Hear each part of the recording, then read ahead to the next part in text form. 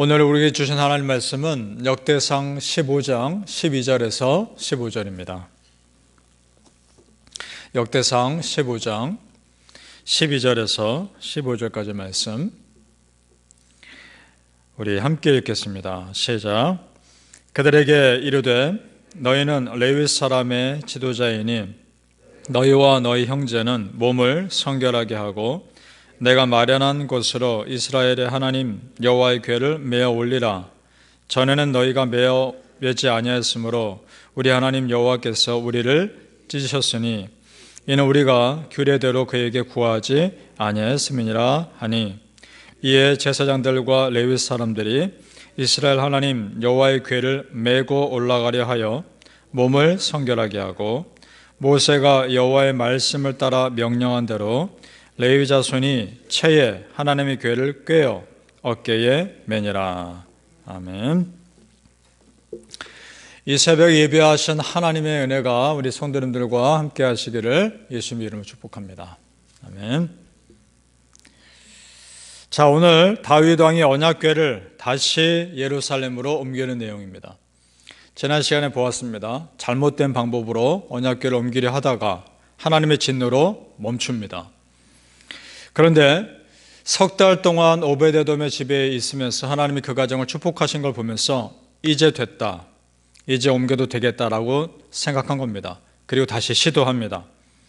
이번에는 잘못된 방법을 모두 고치고 정말 하나님께서 말씀하신 그대로 옮깁니다. 그리고 다윗이 그 옮기는 레위인들에게 특별하게 부탁을 합니다. 12절을 다시 한번 읽어보겠습니다.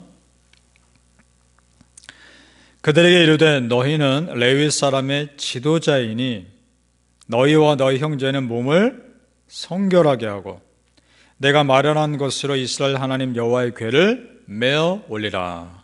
아멘. 두 가지 부탁이죠. 몸을 성결하게 해라. 무슨 말이냐? 철저하게 회개해라. 회개할 것이 생각나지 않을 정도로 철저하게 회개하라는 겁니다. 성결하게 하라. 두 번째는 언약궤를 어깨에 메고 올리라. 수레에 옮기느라 그 수레가 소가 날뛸 때 함부로 만졌던 우사의 죽음 되풀이하지 않기 위해서 철저하게 준비를 하고 있는 겁니다. 성도님들, 다윗 왕이 훌륭한 이유가 그가 실수를 하지 않았거나 잘못하지 않아서가 아닙니다. 그도 실수를 하고 죄를 짓습니다. 그런데 여전히 훌륭한 왕으로 기억되는 이유는 자기 잘못을 인정하고 돌이켰기 때문입니다. 철저하게 돌이키고 이전의 죄로 돌아서지 않았기 때문에 훌륭한 것입니다. 바로 이 점이 사울왕과 달랐습니다. 우리 성도님들, 하나님이 완벽한 사람 찾는 것이 아닙니다. 부족하지만 하나님께 자기의 부족함을 인정하고 하나님께로 돌이키는 사람 찾는 것입니다. 우리가 그럴 수 있기를 축복합니다. 아멘. 하나님 믿는 사람은 결과도 좋아야 하지만 과정도 좋아야 합니다. 여기서 말하는 과정은 하나님께 완벽하자는 것이 아니라 부족해도 하나님께 돌이키는 과정을 말하는 겁니다. 그 과정이 좋아야 하는 겁니다. 출애굽한 이스라엘 백성들을 생각해 봅니다. 애굽에서 나와서 이스라엘 백성들에게 가장 중요한 목적은 어떻게든 가나안 땅에 빨리 들어가는 겁니다. 그것이 중요한 목표였습니다. 그런데 그에 못지않게 중요한 것은 그 과정도 중요했습니다. 그러나 과정이 문제였습니다. 하나님의 신실하심 믿지 못하고 불평하고 원망하고 심지어 모세를 죽이려고까지 합니다. 그 과정이 잘못됐기에 훈련하기가 40년이나 걸린 겁니다. 그리고 그 1세대는 들어가지도 못하고 2세대가 들어갑니다. 결과는 어차피 하나님께서 좋은 길로 인도하실 겁니다. 중요한 것은 뭐냐? 그 결과에 이르기까지 과정을 어떻게 보내느냐 하는 겁니다. 우리 성도님들, 우리의 삶의 과정, 순간순간이 하나님 앞에 신실하시길 바랍니다. 성지순례 가보면 비아 돌로로사라는 길이 있습니다. 라틴어로 고난의 길, 슬픔의 길 이런 뜻입니다. 예수님께서 십자가 지고 올라가신 그 길입니다. 그 길을 보면 예수님이 십자가 지고 올라가는 그 길 동안에 어려웠던 부분들 14곳의 포인트를 만들어서 기념하게 합니다. 예수님의 십자가 진 곳까지 다 만들어서 예를 들어서 예수님이 십자가 지시다가 처음 쓰러지신 곳, 이런 것도 포인트로 만들어 놓고 교회를 세웠습니다. 그리고 너무너무 지쳐서 십자가를 질 수 없을 때 구레네 사람 시몬이 대신 십자가를 진 곳, 이런 포인트들을 다 만들었습니다. 보면서 이제 성지수술을 하는 사람들이 곳곳에 머무는 겁니다. 그러면서 묵상합니다. 어떤 마음이셨을까? 예수님이 얼마나 힘드셨을까? 묵상하고 예배를 드립니다. 참 은혜가 됩니다. 그러니까 여러분, 십자가의 고난은 단순히 골고다 언덕에서 못 박혀 돌아가신 그것만이 고난이 전부가 아니라 로마 군인들의 채찍을 받고 십자가 지고 올라가는 과정 하나하나가 다 합쳐서 십자가의 승리가 이루어진 겁니다.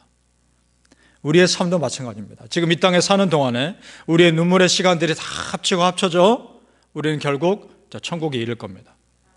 그래서 천국 가서 예수님 품에 안겨 환하게 웃을 날이 있을 것입니다. 믿습니까? 그 과정이 중요한 겁니다. 바라기는 성도님들, 여러분의 결과도 아름답지만 여러분의 삶의 과정은 더 아름다울 수 있기를 예수님의 이름으로 축복합니다. 아멘. 오늘 우리가 매 순간 자신의 삶의 과정에서 참으로 신실했던 다윗의 열심을 배울 필요가 있습니다. 정말 예루살렘 성전을 언약궤를 예루살렘 성으로 옮기기 위해서 최선을 다해 준비합니다. 1절 말씀을 함께 보시죠. 1절 말씀 시작. 다윗이 다윗 성에서 자기를 위하여 궁전을 세우고 또 하나님의 궤를 둘 곳을 마련하고 그것을 위하여 장막을 치고. 아멘. 광야에 있던 성막을 분떠서 아마 예루살렘 성 안에 성막을 만들어 놨을 겁니다. 마음 같아서는 다윗은 우리는 압니다. 그런 마음 같아서는 성전도 당장 지을 수 있는 사람입니다. 그런데 하나님이 너는 왕이 되기까지 피를 너무 많이 흘렸다. 성전을 지을 수는 없다. 그러면서 아들에게 넘기시죠. 그래 지을 수는 없지만 그만큼의 열심으로 성막을 준비했을 겁니다. 그리고 언약궤를 준비하고 있는 겁니다. 그 마음 받으신 겁니다. 물론 처음에는 정치적인 욕심을 가지고 언약궤를 빨리 옮기려고 했지만 지금은 진심입니다. 정말 그 순수한 마음 받으셨고 이번에는 순적하게 일이 진행되게 하십니다. 여러분 보십시오. 마음이 하나님 앞에 진실됐을 때 하나님이 그 사람의 일을 순적하게 만들어 가시는 겁니다. 하나님 앞에서 마음이 중요한 겁니다. 바라기는 성도님들, 먼저 하나님 사랑하십시오. 그것이 먼저입니다. 그리고 나를 여기까지 인도하신 그 하나님의 은혜에 정말 진심으로 감사하시길 예수님 이름으로 축복합니다. 드디어 그렇게 소원하던 언약궤가 예루살렘 성에 들어옵니다. 너무너무나 소원하던 언약궤가 온 이스라엘 백성들을 모으고 찬양대를 준비하게 합니다. 그리고 축제를 준비합니다. 우리 28절 같이 읽어볼까요? 28절 시작. 이스라엘의 무리는 크게 부르며 뿔나팔과 나팔을 불며 재금을 치며 비파와 수금을 힘있게 타며 여호와의 언약궤를 메어 올렸더라. 아멘. 상상해 보십시오. 여러분 그 장면을. 온 백성이 모여서 찬양대가 찬양을 부르고 언약궤가 저기서부터 메고 오고 있는 겁니다. 너무너무 기쁘고 즐겁지 않습니까? 얼마나 기쁩니까? 그 기쁜 마음, 여러분 저 묻고 싶습니다. 그런 마음과 기대하는 마음으로 예배당에 오십니까? 그런 마음으로 주일날 오시고 이 새벽 기도 자리에 오십니까? 믿음으로 선포합니다. 그렇게 은혜를 사모하고 기대하는 모든 성도님들에게 믿음대로 되어지는 역사가 있기를 예수님의 이름으로 축복합니다. 아멘. 기대하십시오. 사모하십시오. 이날은 다윗 너무나 기뻤습니다. 그래서 덩실덩실 춤을 춥니다. 그런데 문제는 그 안에 미갈이라는 여인은 그런 다윗을 보고 업신여깁니다. 29절 말씀 읽어보겠습니다. 시작. 여호와의 언약궤가 다윗성으로 들어올 때에 사울의 딸 미갈이 창으로 내다보다가 다윗 왕이 춤추며 뛰노는 것을 보고 그 마음에 업신여겼더라. 아멘. 왕이 채신도 없이 어린아이처럼 뛰는 모습이 보기 싫었던 것 같습니다. 왜 그녀는 다윗의 기뻐하는 어린아이처럼 기뻐하는 모습을 이해하지 못했을까요? 이유는 간단합니다. 언약궤에 관심이 없었으니까. 언약궤에 관심이 없었다는 것은 하나님께 관심이 없다는 것이고 하나님을 사랑하지 않는다는 것입니다. 하나님을 사랑하는 사람이 아니었습니다. 그래서 이 여인에 대해서 뭐라 말합니까? 어떻게 표현됩니까? 사울의 딸이라고 표현됩니다. 그냥 들어간 말이 아닙니다. 의도적인 표현입니다. 무슨 말이냐? 사울왕의 불신앙의 모습이 그 딸에게 그대로 이어졌던 것입니다. 지금 다윗은 그 불신앙의 고리를 끊는 것입니다. 그리고 이스라엘 백성들로 하여금 다시 하나님 앞으로 돌이키게 하고 있는 것입니다. 어린아이처럼 순수하게 하나님을 찬양하게 하고 있는 것입니다. 여러분, 다윗과 사울의 딸 미갈의 모습을 보면서 무엇을 느낍니까? 하나님을 사랑하는 사람과 하나님을 사랑하지 않는 사람이 이렇게 다른 것입니다. 하나님을 사랑하지 않는 사람에게 하나님의 성전, 언약궤는 관심의 대상이 아닙니다. 그런 영적인 기쁨이 있다는 것도 알지도 못하고 누리지도 못합니다. 얼마나 안타깝습니까? 하나님을 사랑하는 사람에게 성전은 너무도 소중한 것입니다.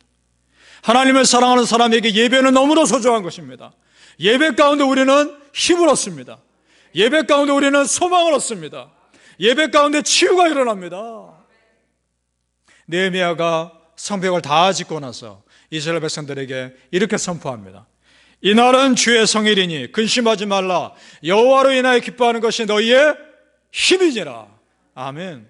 사랑하는 성도님들, 여호와로 인하여 기뻐하는 것이 나의 힘이니라. 예배 가운데 하나님을 기뻐하심으로 참 소망을 얻으시기를 예수님의 이름으로 축복합니다.